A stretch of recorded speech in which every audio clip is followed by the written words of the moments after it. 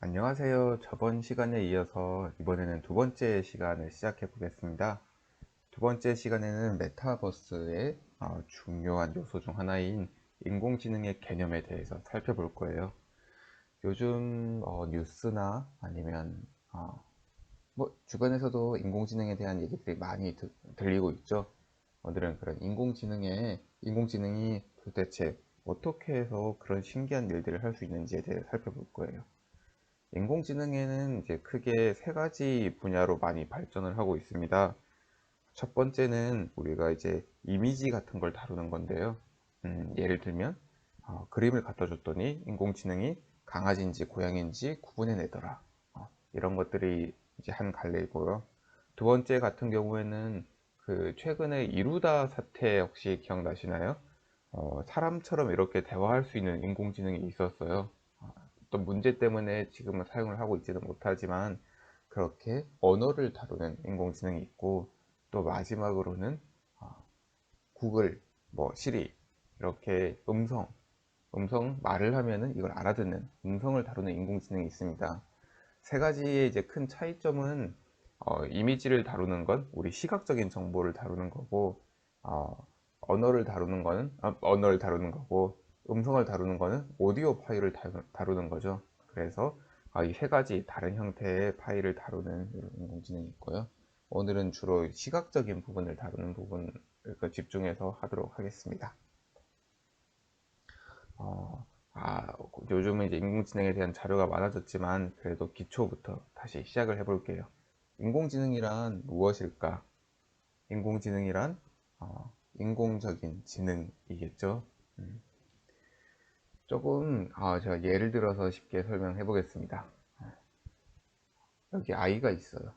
아이가 있는데 이 아이가 매일 사탕을 먹으려고 해요. 근데 집에 이제 자두맛 사탕이 많았나 봐요. 그래서 자두맛 사탕을 먹는데 이빨이 썩었어요. 엄마가 얘기를 합니다. 야, 너 이빨 썩으니까 이제 자두맛 사탕 그만 먹어. 그러면은 이제 이 아이가 이제 생각을 해요. 이제 자두맛 사탕은 먹으면 안 되겠구나. 여기까지 이제 했으면 이제 보통은 하는 거예요. 근데 어느 날 집에 보니까 이제 자두맛 사탕이 아니라 메론맛 사탕이 있는 거예요. 음, 아이가 생각을 해봤어요. 엄마가 먹지 말라고 한 건 자두맛 사탕이었지 메론맛은 얘기를 안 했잖아요. 그러면은 나는 메론맛 사탕을 먹어야지 하고 메론맛 사탕을 먹었어요. 이런 친구들이 많이 있죠. 이런 친구들이 있는 반면에 또 이런 친구들이 있어요. 메론맛 사탕이 있는데 곰곰이 생각해 보니까 엄마가 먹지 말라고 한 거는 사탕이에요, 사실은. 그렇죠. 이빨이 썩으니까 사탕을 다 먹지 말라고 한 거였어요. 그러니까 메론맛도 사탕이니까 사탕을 먹으면 안 되겠구나. 그래서 안 먹는 친구들이 있어요. 이렇게 두 가지 친구들이 있다고 봐요. 둘 중에 엄마가 봤을 때, 야, 너 똑똑하구나. 엄마 말 잘 듣네. 하는 친구는 첫 번째 친구일까요? 두 번째 친구일까요? 음, 아마 두 번째 친구겠죠. 왜냐면 어머니가 의도하신 바는 자두맛이 중요한 게 아니죠. 자두맛 사탕을 먹는 게 아니라 그냥 이빨이 썩으니까 사탕을 먹지 마. 이게 엄마의 의도인 거죠.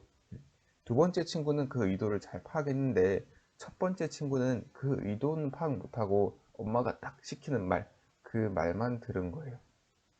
요거를 이제 그 두 번째 아이가 똑똑하다고 한 거를 조금 이제 그 일반화해서 얘기하면 두 번째 아이가 추론 능력이 좋다.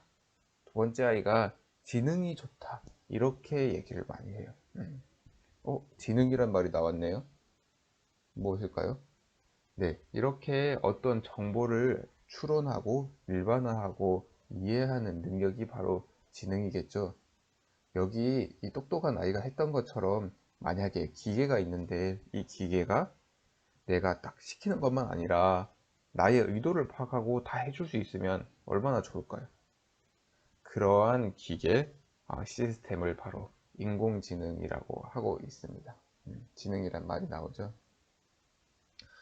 어, 다시 말하면은 이 지금까지의 기계는 사람이 시키는 것만 했어요.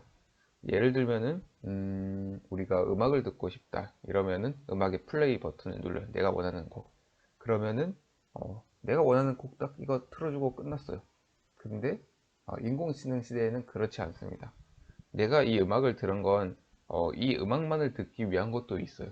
그렇지만 이런 형태의 이런 종류의 음악을 듣고 싶어 라는 의도가 숨어 있을 수 있죠. 그러면 인공지능은 너 이런 음악을 듣고 싶어 하니까 다음에는 요거랑 비슷한 다른 음악, 요 음악도 한번 들어봐. 이렇게 추천을 해줄 수가 있는 거죠. 이런 게 인공지능 시대에 와서 가능하게 되었습니다. 다시 말하면 내가 굳이 말을 하지 않아도 기계가 내 의도를 잘 파악하고 해줄 수 있는 거예요. 그게 이제 바로 인공지능, Artificial Intelligence라고 할 수 있습니다. 네, 인공지능은 사람의 지능을 컴퓨터로 모방한 시스템입니다. 어떤 일을 하냐면 문제 해결과 탐색, 추론, 학습, 인식을 합니다. 이게 왜 신기해 라고 하지만 지금까지 컴퓨터, 기계는 문제 해결을 할 수 있다? 하지 못했어요. 탐색을 할 수 있다? 추론을 할 수 있다? 학습을 할 수 있다? 이런 게 안 됐어요. 기계는 딱 시키는 것만 할 수 있다. 이렇게 생각이 되었거든요. 하지만 인공지능은 그것 이상을 할 수 있다고 이제 할 수 있게 된 거고요. 요거를 조금만 예시를 더 들어서 설명을 하면 우리 로봇 있잖아요. 로봇. 옛날에는 이 로봇이 시키는 일만 할 수 있었어요. 어떤 물건을 만들 때, 이 상자는 여기로 옮기고, 여기는 이렇게 만들고, 이렇게 로봇이 시키는 것만 할 수 있었어요. 그런데 요즘 사람 모양을 닮은 로봇들도 나오고 있어요. 이런 로봇들이, 그냥 정해진 환경에만 움직이는 것이 아니라, 여기도 뛰어다니고, 저기도 뛰어다니고, 처음 보는 이런 환경에도 잘 적응해서 뛰어다니고 있어요.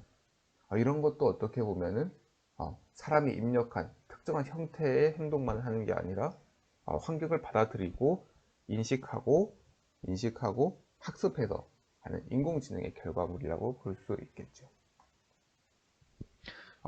또 다른 예시를 한번 더 들어볼게요. 요즘 사진 보정 어플 많이 쓰고 있죠. 이 어플을 예시로 들어볼 건데요. 만약에 내 사진이 이렇다고 해봐요. 여기서 내 사진에 이제 필터를 씌우는 기능이 있잖아요. 그래서 흑백 필터를 씌워봤어요. 그러니까 이렇게 변했네요. 이런 기능이 하나가 있고요. 또 이런 기능도 있죠.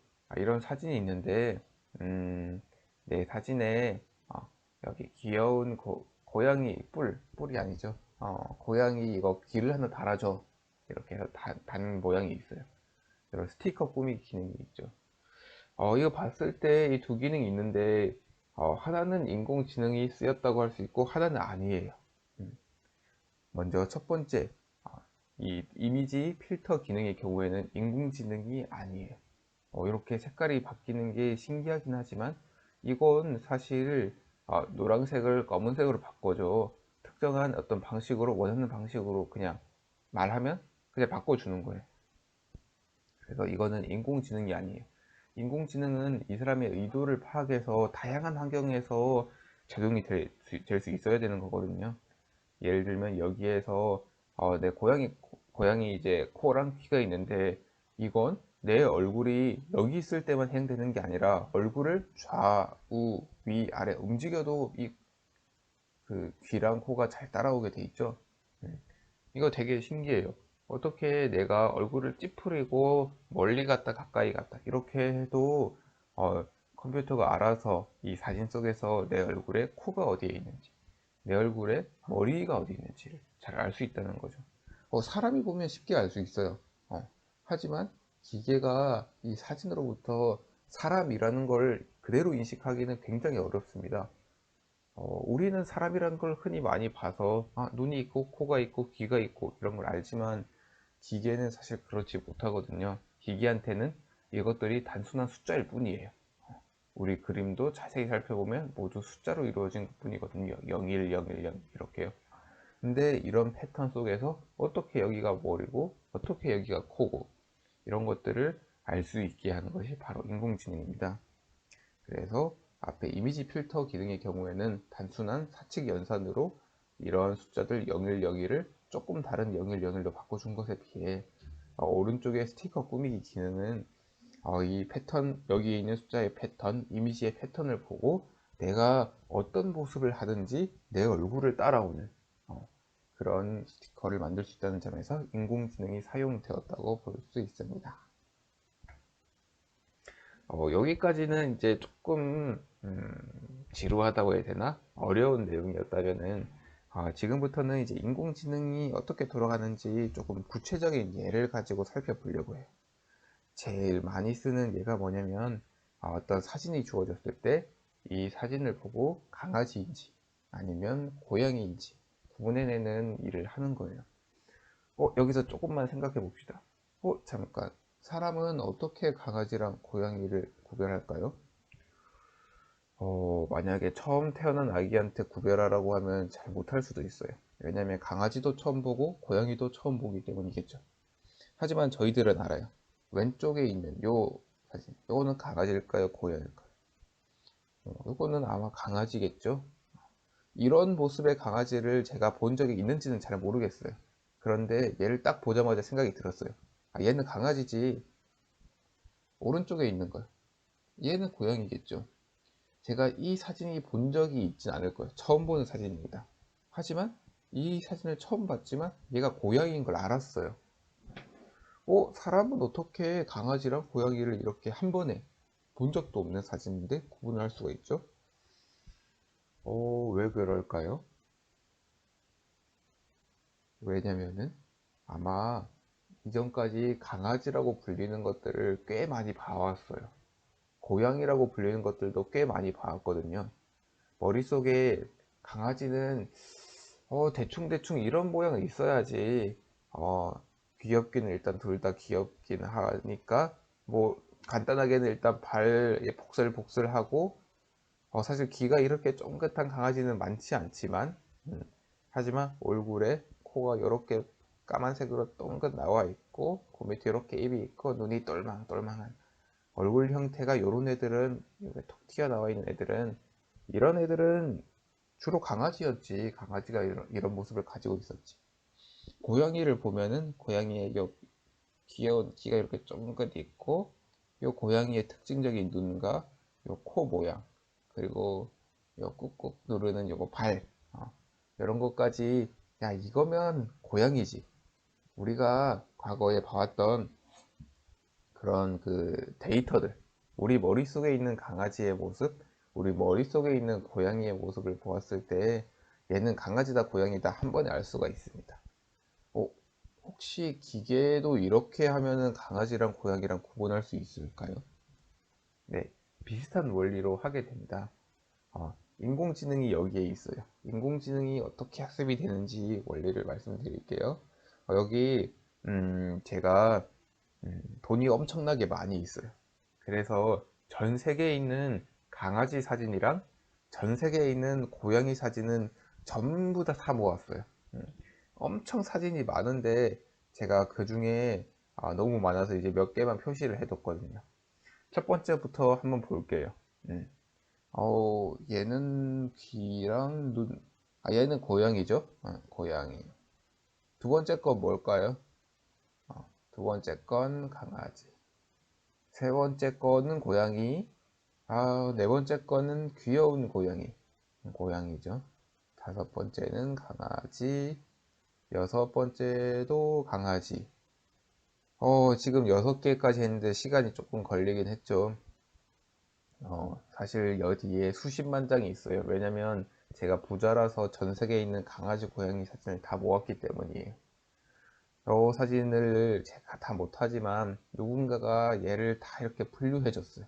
그래서 전 세계에 있는 강아지랑 고양이 사진을 이렇게 다 분류를 하고 이 인공지능한테 학습을 시켜줬어요. 너는 강아지, 너는 고양이 이렇게 가르쳐 준 거죠. 이렇게 하는 과정을 라벨링이라고 불러요. 무엇가 있을 때 이 사진은 강아지야, 또 이 사진은 고양이야 이렇게 얘기하는 걸 라벨링이라고 합니다. 인공지능에는 이런 라벨링 과정이 필수적입니다. 돈이 많이 들겠죠. 네, 돈이 많이 듭니다. 하지만 이렇게 일단 인공지능에게 다 가르쳐 줬어요. 그러면 이 인공지능은 여기 있는 어떤 사진을 가져오면 얘가 강아지인지 고양이인지 말해줄 수 있어요. 왜냐면 우리가 가르쳐 줬거든요. 이 사진은 강아지라고 했으니까. 이 사진은 고양이라고 했으니까. 그래서 여기 있는 사진 중에 우리가 모은 사진 중에 어떤 것을 갖다 줘도 우리가 학습이 끝난 뒤에는 이 인공지능은 강아지인지 고양이인지 알 수가 있다는 거죠. 그 다음에 이제 우리가 새로운 사진을 하나 새로 찍어 봤어요. 이 사진은 이제 인공지능한테 보여주지 않은 사진이었거든요. 이걸 이렇게 넣어 봤을 때 이제 인공지능은 어떻게 하냐면요, 이 사진을 가지고 비교를 해봐요. 옛날에 내가 보았던 이 전체 사진 중에 이 사진이랑 제일 비슷한 사진이 뭘까? 똑같은 사진은 없을 수도 있어요. 하지만 제일 비슷한 사진을 찾아보는 거예요. 찾으니까 무슨 사진이 딱 나왔어요. 근데 그 사진을 내가 라벨링을 어떻게 했는지 보니까 고양이라고 해뒀던 거예요. 그러면 얘도 고양이겠지. 왜냐면 제일 비슷한 거니까. 이게 바로 인공지능의 아주 간단한 기본 원리입니다.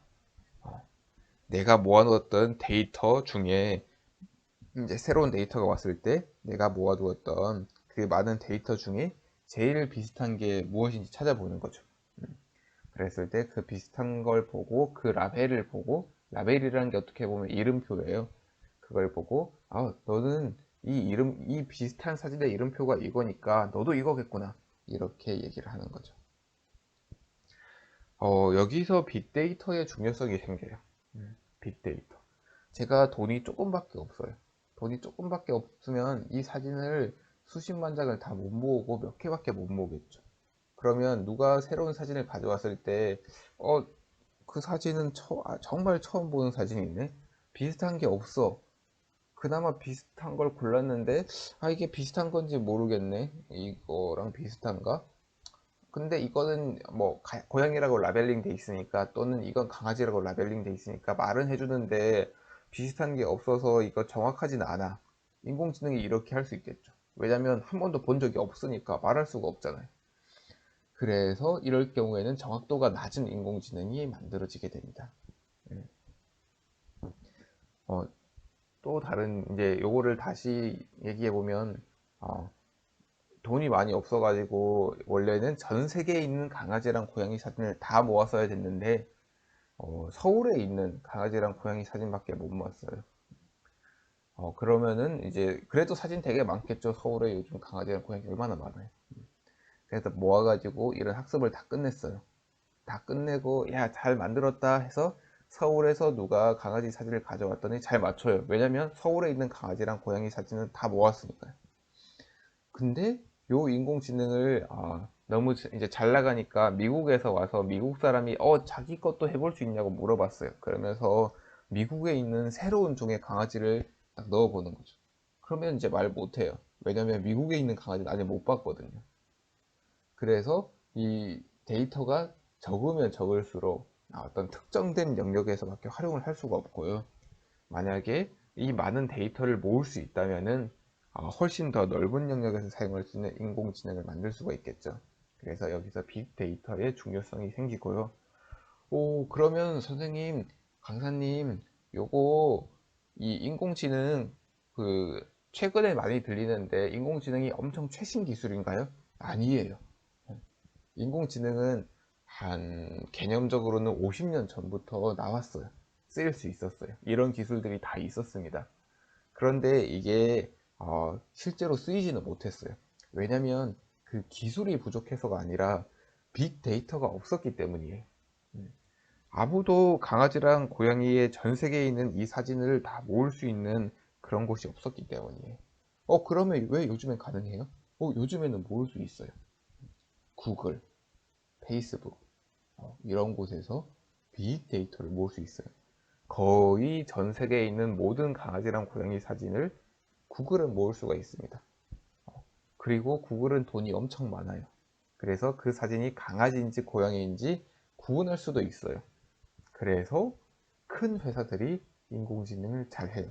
왜냐면 빅데이터를 모을 수 있기 때문이죠. 여기서 이제 한 가지만 또 좀 더 짚고 넘어가면, 그러면은 구글밖에 인공지능을 할 수 없나요? 그렇지 않아요. 사람들이 이제 똑똑하다 보니까 일반화라는 방식을 이제 쓰고 있는데요. 아까 사람이 강아지랑 고양이를 구분할 때 보면은 우리가 세상에 있는 모든 강아지랑 고양이를 다 보진 않았어도 구분을 할 수가 있잖아요. 예. 그래서 보면은 왜 구분하는지 보면 강아지의 특징, 고양이의 특징을 알기 때문이죠. 그래서 사람들이 이제 막 개발을 했어요. 아, 꼭 전 세계에 있는 사진 다 모아야 되나? 사실 강아지는 대충 이렇게 생긴 게 강아지고 대충 이렇게 생긴 게 고양이인데 꼭 사진을 다 모아봐야지만 알 수 있냐? 아니다. 그 특징을 충분히 알 수 있을 정도만 해도 된다. 라고 생각을 했어요. 그래서 이런 사진으로부터 이 사진 속에 이 강아지와 고양이의 특징을 추출하는 그런 것들을 새로 만들기 시작했어요. 그런 것들을 도입하니까 전 세계에 있는 모든 사진을 안 모아도 되는구나 라는 걸 알게 됐고요. 그런 게 이제 최근 2010년 이후에 뜨고 있는 인공지능의 특징이라고 볼 수 있습니다. 여기까지 이제 인공지능에 대해서 공부를 해봤는데, 지금 저희 이제 좀 어려운 내용을 해서 잘 이해가 될지 모르겠어요. 네, 지금부터는 인공지능은 어떻게 우리 생활에서 활용이 되고 있는지, 또 이런 것들이 메타버스랑 어떻게 관련이 되는지 멀지 않은 곳에서 한번 찾아보는 시간을 가지도록 하겠습니다.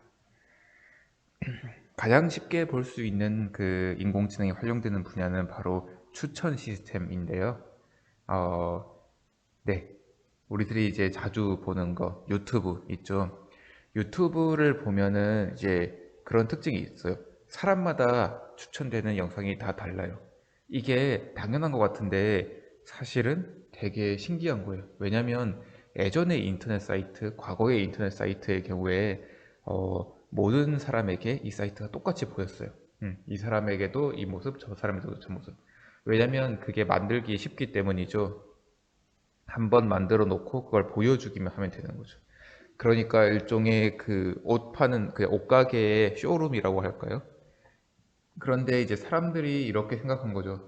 옷을 사더라도 이 사람은 이런 스타일의 옷을 보고 저 사람은 저런 스타일의 옷을 보는데 그러면 이 사람한테는 이런 스타일, 저 사람한테는 저런 스타일의 옷을 보여주면 좋지 않을까? 근데 문제가 있어요. 이 사람이 어떤 걸 좋아하는지 알 수가 없잖아요. 물어보지 않는 이상. 그래서 과거에는 우리가 회원 가입할 때 나이, 성별 이런 것들을 쓰죠. 이런 것들을 이제 인구 통계학적인 정보라고 하는데 그런 것들을 가지고 조금씩은 했어요.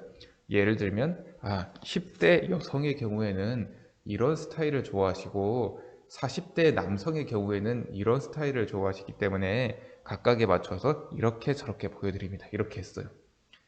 그런데 사실 10대 여성 중에서도 애늙은이라고 해야 될까요? 올드한 스타일 좋아할 수 있잖아요. 또 40대 남성이라고 해서 뭐 좀 이제 젊은 감각에 그런 걸 충분히 좋아할 수가 있잖아요. 그러면 그 사람은 되게 억울해요. 자기는 그런 것들 좋아하는데 단순히 인구 통계학적으로 여기 속해 있다고 해서 그냥 일반적인 그런 취향을 어떻게 보면 이렇게 제공을 받는 거죠. 그래서 이제 그런 것들이 이제 최근에 와서는 빅데이터 기술, 그다음에 인공지능 기술이 이렇게 발달함에 따라서 그런 사람들이 자신이 좋아하는 걸 볼 수 있는 것들이 가능해졌어요. 어떻게 하냐면요. 예를 들면은 그런 거예요. 음, 나는 콜라를 좋아해요. 저는 이제 조금 다른 걸로 해서 콜라를 좋아해요. 그러면은 이 사람한테는 콜라랑 비슷한 펩시를 추천해 주면 좋겠죠. 근데 옆에 사람은 보니까 오렌지 주스를 좋아해요. 그러면 이 사람에게는 나중에는 사과 주스를 추천해 주면 되겠죠. 이게 어떻게 아냐면은 콜라랑 펩시가 사실 비슷하잖아요. 사람들이 이미 알고 있잖아요. 아, 또 오렌지 주스나 어떤 포도 주스나 사과 주스가 과일 주스로 다 비슷하잖아요. 우리가 비슷한 것들끼리 아까 말한 라벨링을 해놓는다면 비슷한 걸 추천해 줄 수 있지 않을까? 그렇게 시작을 했었어요. 근데 사실 아까 그 라벨링 작업이 굉장히 고돼요. 힘들죠. 많고 전 세계에 있는 모든 걸 다 해야 되니까. 예. 그래서 사람들이 이렇게 직접 라벨링 하는 걸 많이 힘들어했어요. 근데 정확하기는 되게 정확해요. 여러분 넷플릭스 아시죠? 넷플릭스. 넷플릭스에서 영화를 추천해 줄 때 어떻게 하냐면 넷플릭스 뒤에 사람이 50명, 100명이 있어요. 그 사람들이 그 영화나 그 드라마를 보고 이거는 감동적, 이거는 낭만적 이렇게 직접 라벨링을 해요. 이름표를 다는 거죠. 그래서 우리가 낭만적 이런 드라마를, 영화를 좋아했으면 그 후에는 낭만적, 감동적이라고 붙은 또 다른 드라마나 영화를 추천해주고 있어요. 실제로 넷플릭스가 이렇게 동작을 하고 있습니다. 네. 그런데 이제 이런 방식이 이제 넷플릭스는 가능한데 유튜브는 그게 되게 힘들어요. 왜냐면은 유튜브는 영상이 엄청나게 많기 때문이죠. 그리고 짧은 영상도 많고요. 그래서 이런 그 유튜브 같은 경우에는 사람들의 행동을 관찰하는데 예를 들면 내가 이런 뭐라고 하지?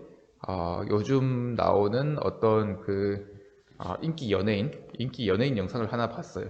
그 다음에 또 한 번 더 봤어요. 이제 유튜브가 보니까 보통 이렇게 이 영상, 인기 연예인 영상 두 번 본 사람은 계속해서 세 번, 네 번째도 그런 걸 찾아보던데 다른 사람들 보니까 다 그렇게 하던데 그럼 너 그 앞에 두 개 봤어? 그러면 그 다음에 다른 사람들이 이런 식으로 보니까 너도 이렇게 봐 하고 추천을 해주는 거죠. 이렇게 사람이 직접 라벨링 하지 않아도 다른 사람들이랑 비교해서 추천해 주는 것들이 많이 발달했어요. 네. 그래서 유튜브에는 하루에도 엄청나게 많은 영상들이 올라오지만 이런 것들을 사람들이 영상을 보는 패턴을 보니까 이거 다음에는 이걸 보내. 이제 그런 패턴을 통해서 이제 추천을 많이 해줘요. 이런 것도 보면 어떻게 보면 이 사람의 어떤 관심사나 그런 것들을 인공지능이 나는 이런 거 좋아해 딱 말하지 않아도 유튜브한테 나 이 영상 찾아줘 이 영상 볼래 라고 말하지 않아도 이 친구가 자연스럽게 우리의 의도를 알고 그에 적합한 영상을 띄워주는 거죠. 그래서 이런 것도 그 유튜브 같은 것도 이제 인공지능의 하나의 좋은 예라고 볼 수 있고요. 여기서 이제 조금 이제 현실적인 얘기를 하나 더 하면요. 인공지능이 사실 되게 좋아요. 되게 좋아요. 좋은데 뭐냐면 인공지능은 확률적인 부분이 있어요. 어, 뭐냐면은 아까 이제 이 사진이랑 이 사진을 줬을 때 가장 비슷한 걸 찾는다고 했잖아요. 근데 비슷한 게 한 개가 아니라 조금 여러 개 있을 수 있잖아요. 왜냐면 비슷한 사진도 많으니까. 근데 비슷한 사진이 뭐 여러 개가 있는데 어떤 건 강아지라고 적혀 있고 어떤 건 고양이라고 적혀 있고 만약에 그랬다고 생각해 봐요. 그러니까 이럴 때는 명확하게 너 강아지야 고양이라고 말하기가 힘들잖아요. 그러면 얘는 대충 한 80% 정도 고양이야 이렇게 말을 해줘요 인공지능이. 이런 확률 기반의 어떤 그 기술인데요. 그러다 보니까 확률은 그 100%라는 게 잘 없어요. 무조건 이거야 이런 게 없어요. 주사위를 던졌을 때 무조건 3이 나와 이런 거 잘 없어요. 몇 퍼센트 확률로 3이 나올 거야 그런 게 있지요. 그래서 그러다 보니까 이제 인공지능을 보면 항상 정확도라는 얘기가 나와요. 정확도가 95%다. 100번 했을 때 95번은 잘 맞더라. 또는 정확도가 80%더라. 이런 얘기를 하고 우리가 시리나 이런 그 음성 인식 같은 걸 해보면 100%잘 되는 경우가 그렇게 많지는 않아요. 요즘은 많아지긴 했지만 그래도 여전히 100%는 아니에요. 그래서 그 항상 이 정확도라는 개념이 인공지능에는 따라오게 되고요. 이, 그, 이제 우리가 정확도가 보통 그 학교에서 연구를 할 때 90% 이상이면 정확하다라고 표현을 많이 해요. 예를 들면 우리가 어떤 말을 했는데 이게 긍정문인지 부정문인지 알려주는 인공지능이 있다고 생각해 봐요. 이 인공지능은 정말 좋아서 좋다, 싫다 이렇게 얘기하는 것뿐만이 아니라 이거 마음에 드는데 이것도 좋다고 하고 이런 걸 영어라고 만들었어 라고 하는 것도 부정으로 평가를 할 수 있어요. 의도를 잘 파악하는 인공지능이기 때문이죠. 이게 90%의 정확도를 가진다는 말은 10번 했을 때 9번은 긍정문인지 부정문인지 정확하게 판단할 수 있다는 거예요. 정말 신기하게도 10번에 9번은 잘 판단해요. 네. 문제가 뭐냐면 10번에 한 번 틀린다는 거죠. 그 틀리는 게 문제인데 이게 학교에서 연구할 때는 괜찮아요. 그런데 이게 실제 우리가 쓰는 서비스에 있다고 해봐요. 어떤 서비스를 썼는데 10번에 한 번은 내 생각이랑 반대로 움직이는 거예요. 이거 돈 내고 쓰기는 쉽지 않겠죠. 1000번에 한 번 틀리면 모를까 10번 했는데 한 번씩 틀리면 얼마나 짜증이 나요. 그래서 생각보다 우리 주변에 인공지능이란 말이 많이 들리는 거에 반면 실제로 쓰이고 있는 것이 조금 제한적이에요. 그러니까 10번에 한 번은 틀려도 되는 그런 서비스에 주로 쓰이고 있죠. 그런 서비스가 뭐냐면 바로 추천 시스템. 유튜브에서 영상을 추천해주는데 나는 이 인기 연예인 영상 보고 싶은데 10번에 한 번은 다른 게 나와. 그래도 괜찮아요. 9개가 잘 맞았으니까 그 중에 골라보면 되죠. 우리 유튜브에 있는 모든 영상이 딱 나에게 맞는 영상은 아니에요. 하지만 괜찮아요. 10개 중에 9개가 맞으면 1개 정도 뭐 그냥 지나가도 아무 상관없잖아요. 그리고 우리가 옷 살 때, 옷이나 커머스에서 물건 살 때도 나 이거 필요한데 뭐 10개 중에 하나 정도 잘못 추천해줘도 그거 안 사면 되잖아요. 그래서 그런 것도 이제 요런 추천 시스템의 인공지능이 정말 많이 사용된다라고 얘기할 수 있습니다. 그 다음에 또 그런 것도 있어요. 내 얼굴을 어떻게 알지? 얼굴 인식 인공지능, 홍채 인식 인공지능, 또는 지문 인식 인공지능, 이런 것들이 있는데요. 인공지능에 이제 딱 사진을 넣으면은 인공지능이 사람의 얼굴 형태가 어떤지 구분할 수가 있어요. 예를 들면 여기 왼쪽에 있는 사진처럼 특정한 점들, 여기는 머리가 조금 없으신 분이시네요. 이게 약간 올라갔습니다. 네, 이렇게 특징적인 점들을 가지고 눈 끝, 여기 눈 아래, 눈썹 끝, 눈썹 위 이런 것들이 있는데 만약에 다른 사람을 넣으면은 이런 점들이 약간씩 달라지겠죠. 똑같은 사람이면 이게 거의 유사겠죠. 물론 얼굴을 찌푸리면 조금 달라질 수도 있겠지만 일상 사진의 모습일 때는 그냥 비슷하겠죠. 그래서 이런 특징적인 점들을 따오고 그걸로부터 사람의 얼굴의 모양을 재구성할 수가 있습니다. 네. 이렇게 재구성해보면은 이 사람의 모습을 알고 이걸 기억해두고 있으면 나중에 다음 사람이 들어왔을 때 너 되게 비슷하네? 그럼 넌 통과.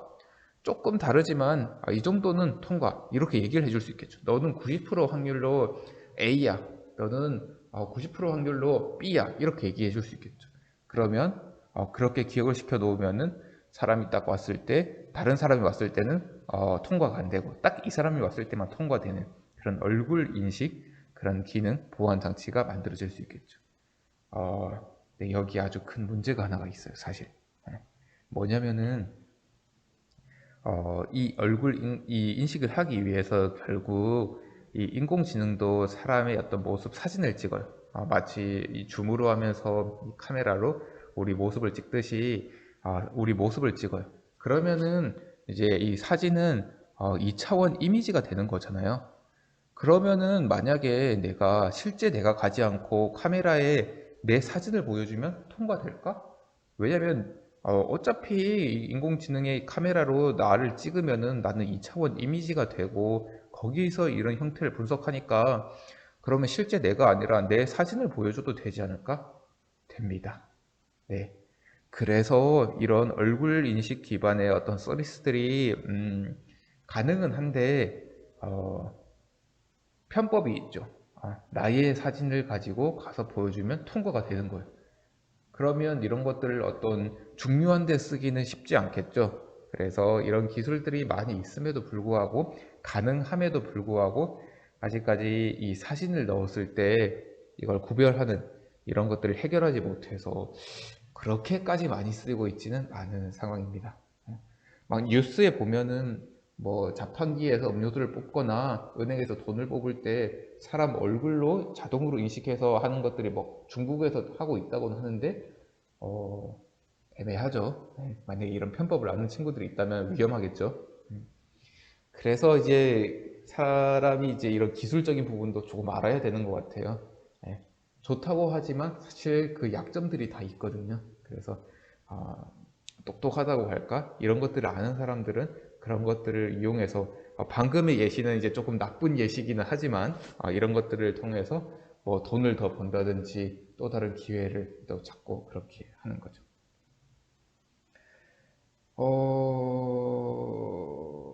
이거 사진, 두 명의 사진을 가져왔어요. 네, 아주 잘 나왔어요. 누굴까? 누굴까? 이 두 사람은 사실 세상에 존재하지 않는 사람들입니다. 인공지능이 가상으로 만든 거예요.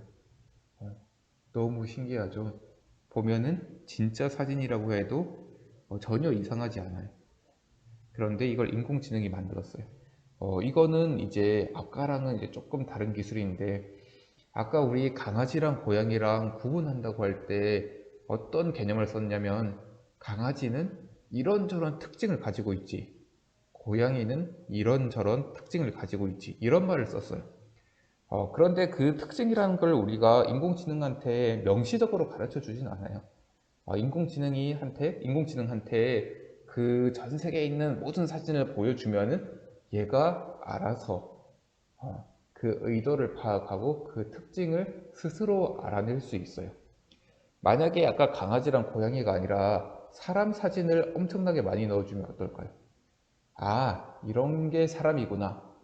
조금 더 정확하게 이렇게 할 수 있는 인공지능은, 아, 이런 모습은 대체적으로 남성의 모습이구나. 이런 모습은 대체적으로 여성이라는 어떤 것들의 모습이구나. 이 부분은 눈이라는 것이구나. 이 부분은 코라는 것이구나. 아, 코는 눈 밑에 오는 것이구나. 우리가 이렇게 말해주지 않아도 인공지능이 자연스럽게 사람의 얼굴의 특징에 대해서 잘 구분을 할 수가 있게 돼요. 그러다 보니까 그런 것들을 조합해서 새로운 얼굴도 만들어낼 수 있게 돼요. 음, 여기 또 하나의 예시를 들어볼게요. 이미 좋은 인공지능을 가지고 우리가 하나 있어요. 그 다음에 이 사진은 실제 사람입니다. 네. 요 위에 이 사진은 실제 사람은 아니고요. 여기 있는 이 사진은 실제 사람입니다. 인공지능아, 이 사람의 머리, 눈, 눈썹, 이마 이런 특징들 잘 알고 있지. 잘 알고 있으면 너 기존에 있는 많은 데이터를 가지고 이런 것들을 약간 변형시킬 수도 있겠니? 네, 있어요. 원래 사진이 있어요. 네, 원래 사진이 있고요. 너 지금 이 사진 조금 여성의 그런 특징에 가까운 모습으로 바꿔볼래? 이거는 제가 이 인공지능을 만든 사람이 머리가 길어야 돼, 이런 편견을 가지고 있어서 이렇게 만든 게 아니에요. 누군가가 이 라벨링이라는 걸 했는데 여자라는 사람들의 사진을 보니까 남성에 비해서 머리가 긴 사람들이 많이 있었나 봐요. 여자라고? 그러면 머리가 긴 그런 게 특징적이지. 얘가 인공지능이 알아낸 거예요. 여자 말고 남자로 해봐. 쭉쭉쭉쭉쭉쭉 이런 모습이에요. 그리고 너 나이를 한번 볼까? 나이가 어린 친구부터 많은 친구까지 그렇게 한번 만들어 봐. 나이가 젊으면 젊을수록 얼굴이 주름살이 훨씬 적어져. 우리가 딱 말해준 거 아니에요. 이 인공지능이 그걸 알아낸 거죠. 나이라는 건 이 주름살이라는 거가 영향이 크구나. 그래서 이걸 조절하면 이렇게 바뀌고. 머리 길이 길게 해봐, 작게 해봐. 여기한테 얘기해주면, 머리가 길다는 건 얼굴 주변에 검은색 결이 많다는 거지. 많이 많이 만들어봐. 없애봐. 이렇게 해줄 수도 있고, 입을 열어볼래? 아니, 닫아봐. 모두 가상의 이미지입니다. 이 사진 한 장으로부터 생성이 된 거죠. 곱슬머리 좋아하니? 곱슬머리 만들어 볼래? 아니야, 곱슬머리 싫어. 턱수염. 턱수염이 있었다가 점점 연해져서 없어졌다. 안경? 안경은 이건 다 똑같은데 여기만 나오네요. 네. 안경까지도 그냥 씌워버릴 수가 있습니다. 너무 신기해요. 이 사진 하나만 진짜 사진이고요. 나머지 사진은 모두 가상으로 인공지능이 만든 겁니다. 어떻게 만들었냐면은 인공지능이 이 사람의 얼굴의 특징을 모두 알고 있기 때문이죠. 그 특징은 어떻게 알게 되었냐? 여기는 나오지 않지만 여기에 사용된 인공지능은 정말 수많은 사람들을 관찰을 했을 거예요. 수많은 사람들의 사진을 보고 사람은 이런 특징을 가지고 있구나라고 알았기 때문에 가능한 걸 거예요. 이런 것들이 뭐 이제 좋은 쪽으로도 이제 많이 사용이 되고 있지만 그 이슈가 됐던 거는 이제 안 좋은 쪽으로 사용이 돼서 많이 됐는데요. 예를 들면은 사진에 사람의 얼굴을 바꿔 버린다든지, 또는 유명 연예인 얼굴로 사진으로 바꾼다든지, 또는 영상에서 이 사람을 다른 사람의 모습으로 바꿔버린다든지, 그렇게 악용되는 경우가 많아서 이것도 사실 논란이 아직은 많이 있는 상황입니다. 아까 있는 걸 조금 더 이렇게 확장해 보면, 내 모습이랑 비슷한 강아지 사진으로도 만들 수 있지 않겠니? 왜냐면 강아지도 눈, 코, 입이 있잖아. 그러면 내 특징 중에 눈, 코, 입 같은 그런 주요 특징은 그대로 살리되 전체적인 외형을 강아지 모습으로 한번 바꿔줄래? 네, 가능해요. 하면서 이렇게 바꿔줘요. 사진이 이렇게 자연스럽게 쓱쓱 바뀌죠. 네, 거기에 따라서 강아지의 모습도 바뀌고. 강아지? 흰색 말고 나는 황토색, 갈색 강아지가 좋아. 그러면 이렇게 축축 바뀌죠. 이렇게 머리가 쑥 내려오면 강아지의 귀도 쑥 내려오고, 이런 것들을 이제 인공지능이 알아서 해주고 있습니다. 근데 사실 엄청 정확하지도 않아요. 왜냐면 보면은 여기 귀 보면은 귀 옆에 막 이상한 것들이 또 막 생기긴 또 생겨요. 음. 이런 것들이 있죠. 그래서 인공지능이 뭐 이런 게 이 강아지의 몸통일 수도 있긴 있는데, 이런 것들이 이제 인공지능이 그냥 보긴 괜찮아요. 정확도 90%. 그런데 이거를 실제로 쓰려고 하면은 이런 것들이 사실 문제가 많이 돼요. 여기 이제 이런 강아지도 되고, 나는 똑같은 사람인데 이렇게 옆으로 움직여 봤을 때 강아지도 옆으로 휙휙 움직이는 것까지도 할 수가 있습니다. 네.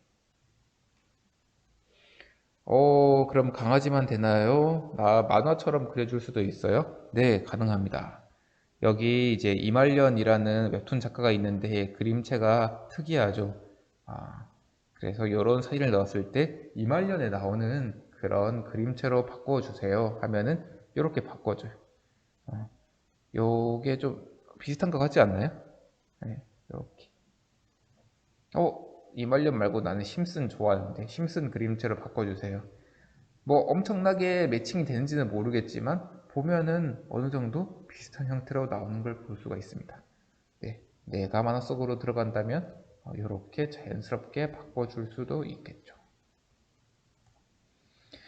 이런 것들을 보면 앞쪽에 보면 제가 옆에 이렇게 주소들을 막 적어놨어요. 보면 github.com 이라는 이제 주소 사이트가 적혀 있는데요. 한국말로는 그냥 github 이렇게 읽습니다. github. github은 개발자들의 놀이터입니다. 네. 무슨 말이냐고 하면 이게 GitHub의 사이트인데요. 여기에 보면은 뭐 파일들이 막 올라가 있어요. 이 파일들이 다 인터넷 프로그래밍 코드입니다. 여기에 누가 코드를 올리면 아무나 와서 이 코드를 열어볼 수가 있어요. 이걸 올린 사람은 이 코드에 대한 설명도 쫙 적어놓고, 이렇게 코드를 사람들이 공유하면 장점이 뭐냐면 이 사람은 다른 사람들이 얘기를 해요. 너 이거 이렇게 바꾸면 좋을 것 같은데 한번 바꿔보지 않을래? 그러면 원래 혼자 만들던 사람이 야, 그 말이 맞네? 나 그렇게 해봐야겠다. 너무 좋아요. 그래서 이런 어떤 형태를 오픈 소스 코드라고 하거든요. 그래서 이 인공지능은 오픈 소스 코드들이 굉장히 많습니다. 앞서 보여드린 이런 것들도 집에서 여기 GitHub 사이트에 들어가면 다 다운로드 받을 수 있어요. 다운로드 받아서 실행도 시켜볼 수 있어요. 근데 실행시키는 게 우리가 이렇게 줌 키듯이 쉽게 킬 수 있는 것 아니에요. 특정한 방식, 그 방식들을 보통 밑에 설명을 해놓죠. 그런 방식에 따라 키면은 똑같이 실행해 볼 수가 있습니다. 저는 이 GitHub을 가지고 오픈소스 코드를 가지고 이 도서관의 영어책에 비유를 많이 해요. 요즘 개발자들이 월급이 엄청나게 높다고 해요. 네. 뭔가 개발하는데 개발자들이 꼭 필요하기 때문에 그러죠. 그런데 저는 그래서 이제 개발자가 되고 싶어 하는 사람도 많죠. 저는 이런 얘기를 자주 합니다. 누구나 도서관에 가서 영어책을 읽을 수가 있어요. 그리고 영어책을 읽으면 사실 한국어보다 영어로 더 많은 정보가 있겠죠. 아무래도 훨씬 많은 사람들이 영어를 쓰니까 그 영어책을 읽으면 우리 한국 사람들 이 모르는 정보들을 더 많이 얻을 수 있을 거예요. 꼭 도서관의 영어 책이 아니라도 영어 신문이나 인터넷에 영어 신문을 읽어도 되겠죠. 뭐 영어 책 그거 도서관에 있는 영어 책 누구는 읽게 해주고 누구는 못 읽게 하고 그런 거 없습니다. 누구나 가서 그 책을 읽을 수가 있어요. 가져올 수 있어요. 근데 영어를 아는 사람만이 그 책을 읽고 활용을 하죠. 활용을 해서 돈을 벌든지 다른 활동을 할 수가 있죠. 그러면 누구나 그 영어 책에 접근을 할 수 있는데 활용할 수 있는 사람은 제한적이에요. 이 오픈소스 코드도 사실 똑같아요. 똑같아서 이 오픈소스 코드에 아무나 다 볼 수 있습니다. 제한 없이. 여러분도 지금 당장 들어가면 볼 수 있어요. 하지만 열어보면 처음 보는 기호들이 굉장히 많아요. 마치 영어나 중국어처럼. 이런 것들이 이제 프로그래밍 언어라고 하죠.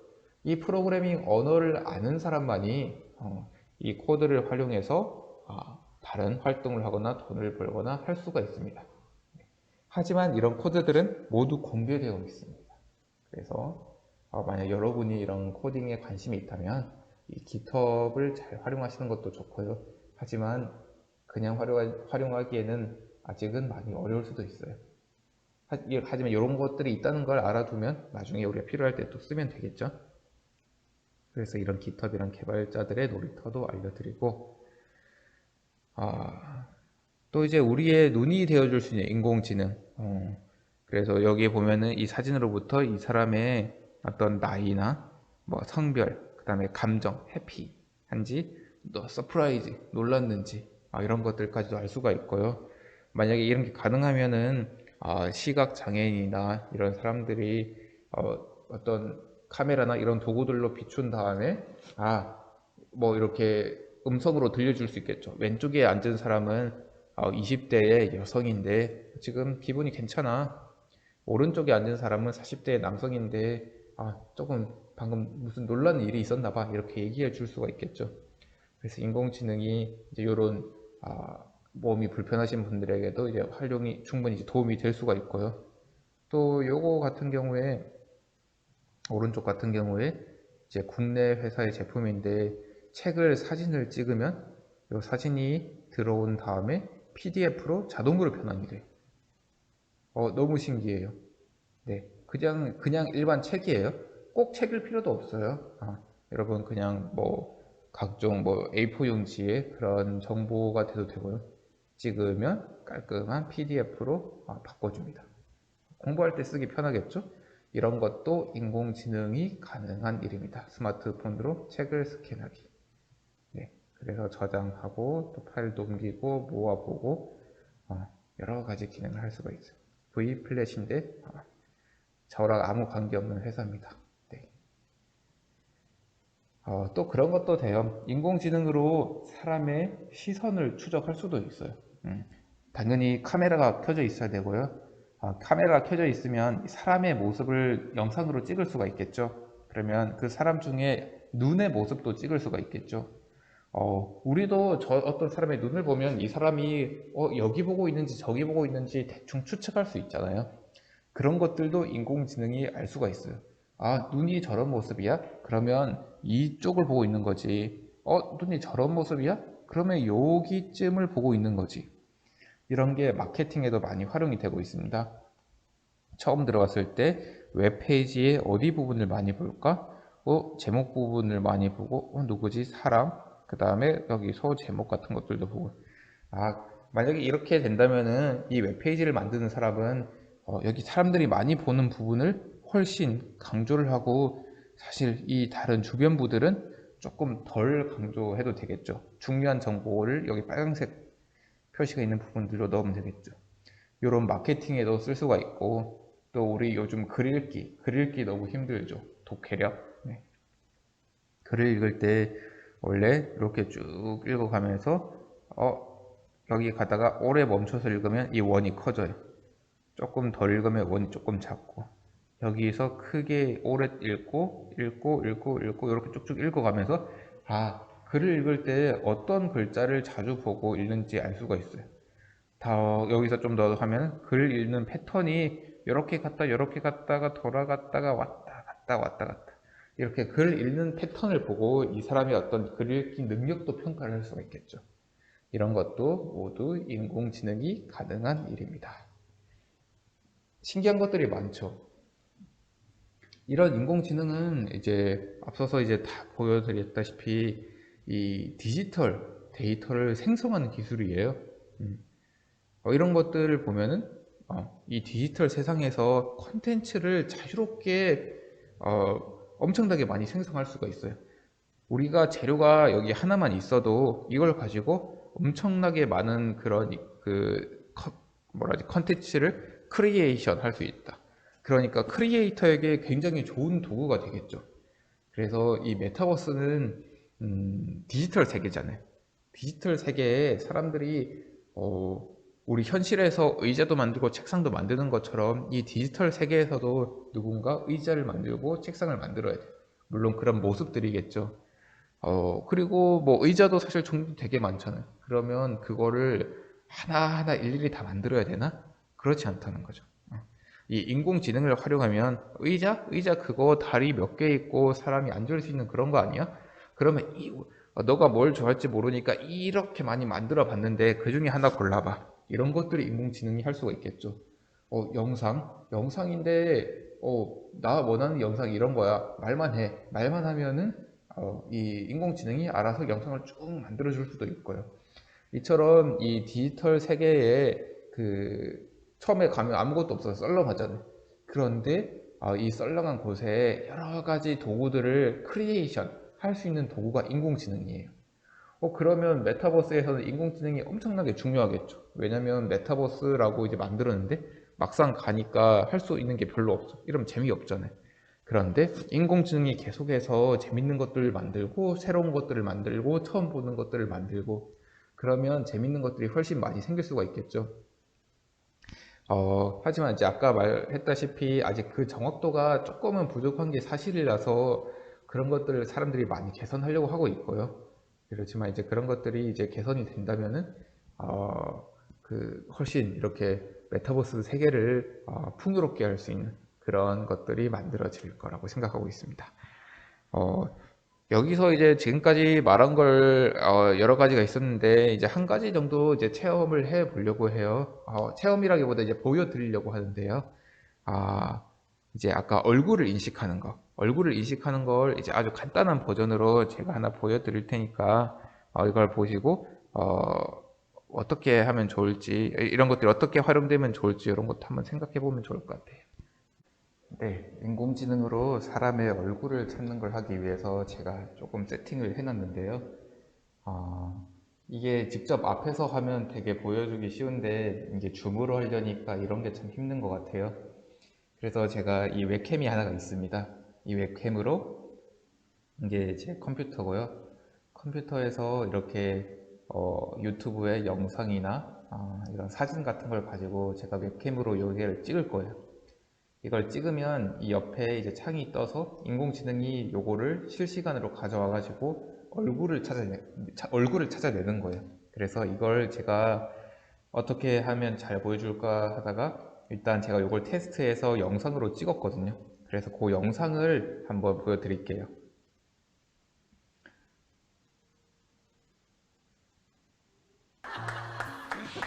구독, 좋아요.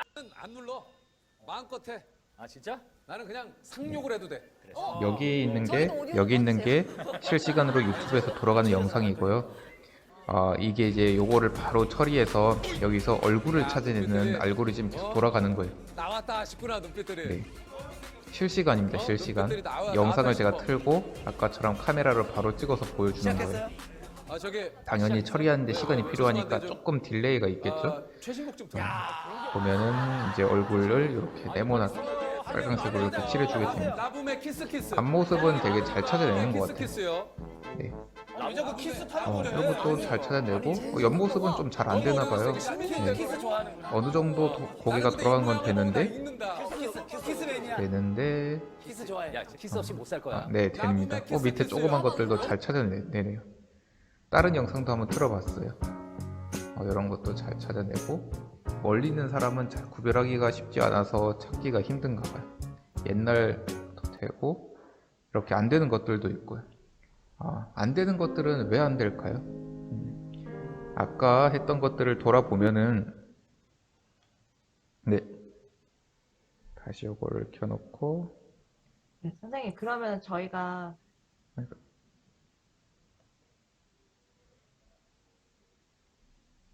네, 이거 다른 영상이 틀어졌는데 네, 아까 했던 거를 그 아까 배웠던 거를 다시 돌이켜 보면은 옆을 보는 이런 것들은 잘 안 되는 경우가 있었어요. 왜냐면 이 인공지능 모델도 데이터를 기반으로 학습이 되었기 때문인데요.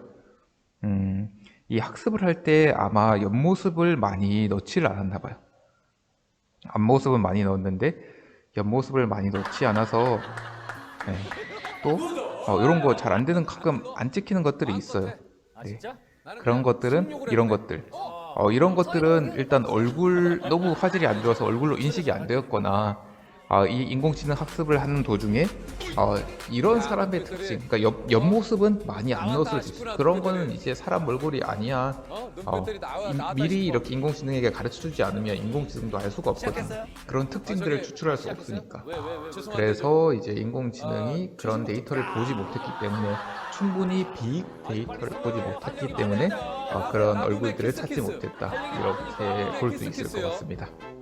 남자가 키스 이 코드도 굉장히 간단한데요. 너무 어려졌어. 제가 아주 키스 좋아하는 이번 클래스를 위해서 이제 코드를 이제 짜봤는데 아주 길지 않아요. 짧죠. 네. 인터넷에 있는 GitHub이라는 곳에 개발자들의 놀이터 거기 있는 것들을 많이 활용을 했고요. 그러면 누구나 손쉽게 이렇게 짤 수가 있어요. 아니까 쉬운 것도 있어요, 사실. 네. 그래서 이런 이제 인공지능들을 누구나 손쉽게 가져와서 쓸 수 있고 또 그런 것들로 많은 컨텐츠를 찾을 수 있고 이런 것도 할 수 있겠죠. 나는 옷가게를 하는데 여기 카메라 하나 설치해 놓고 들어올 때 사람이 들어오면 얼굴 인식하게 해줘. 이런 것도 넣을 수 있죠. 그러면 예전에 한번 왔던 손님 또 왔는지 이런 것도 얼굴 인식하면 알 수가 있겠죠. 그런 것도 만들 수가 있겠죠. 이처럼 이제 여러 가지 컨텐츠를 만들 수 있다는 점에서 인공지능의 활용도가 매우 높습니다. 인공지능이 이제 매우 큰데 비해 지금 시간이 짧아 다음 시간에 이제 이어서 조금 더 설명드리려고 하고 있고요. 우선은 이제 제가 그 과제가 이제 나올 텐데 그 과제를 올라오는 거를 먼저 해주면은 그걸 바탕으로 다음 시간 계속 이어서 수업을 하도록 하겠습니다. 네, 감사합니다.